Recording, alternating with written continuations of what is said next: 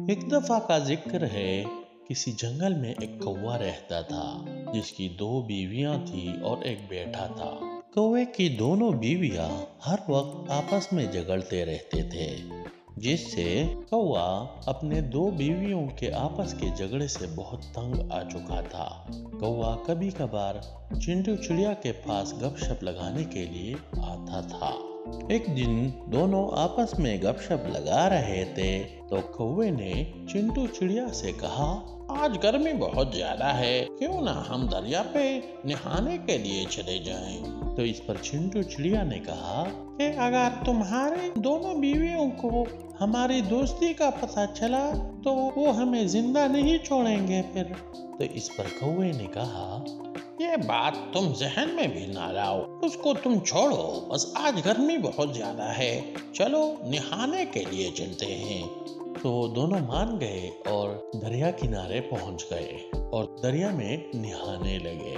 यूं ही वो नहा रहे थे तो कौवे का बेटा आया और उसने चिड़िया और कौवे दोनों को आपस में नहाते हुए देखा तो वो फौरन गया और अपनी माँ को सारी कहानी सुनाई। तो उसकी माँ ने उससे कहा कि बेटा, तुमने वाकई अपने ही अब्बू को देखा है।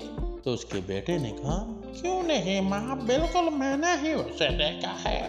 तो कौवे के दोनों बीवियां आपस में इकट्ठे हुए और दोनों दरिया किनारे पहुंच गए और कौवे से कहने लगे, तुम हमें तो कभी पिकनिक पॉइंट पर नहीं लाए और इसके साथ कैसे मजे चर्चे कर रहे हो।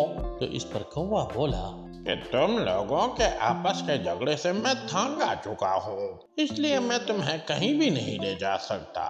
तो कौवे की बीवी ने कहा, ठीक है, अब हम तुम्हें इसका मजा चखाएंगे।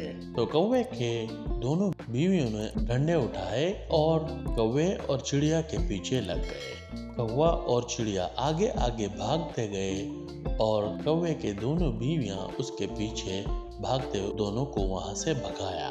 तो बच्चों, अगर आपको कहानी पसंद आई हो तो लाइक और शेयर करना ना भूलें और अगर आप चैनल पर नए हैं तो हमारे चैनल को ज़रूर सब्सक्राइब करें। बहुत शुक्रिया।